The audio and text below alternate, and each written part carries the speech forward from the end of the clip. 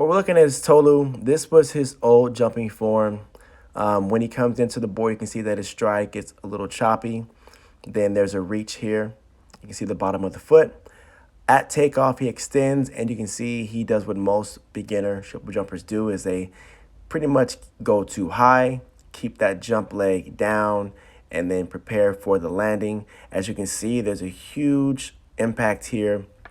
He's over-rotated, and the heaviest point of his jump is going to be right here. And you can see that there's a lot of wear, a lot of stress, a lot of strain on his Achilles and lower part of the leg.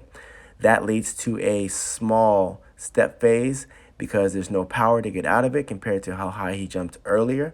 And then you see from there, he's trying to make the distance, but however, he's landing about 13 feet away from the actual sand.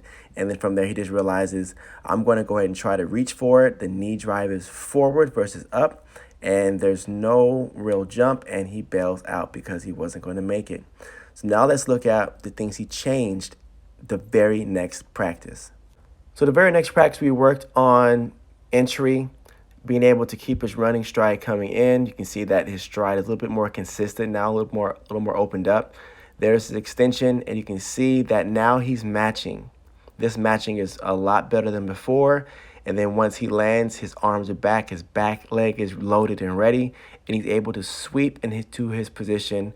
And now you can see that he's back up into that height. So he has a height here, then he matches that height the next time, and he's able to really ride out that step phase, all because of his entry and his ability to keep his legs even from that point. As you can see now, he sweeps into the next phase, and there's no entry here. It's just a dive into the pit. But we're going to celebrate the first two phases working out. And later that night, as you can see, he's still getting a little bit choppy here. However, when he gets to the board, he plants really well, pushes off, and then there is, again, that alignment there, right? The knees are aligned, which is a good start. I would say he's a little bit high, but let's see how he gets out of that position. He exchanges, is able to get up to that step phase, and now he's able to ride that out, which looks really good. Now he is able to jump 2 feet further. As you can see in the beginning, the first jump, he was about 1 foot shy of the board. Now he's completely clear to that board, and now he's able to incorrectly jump and take that into the pit, and then rush himself out the pit to get out fast.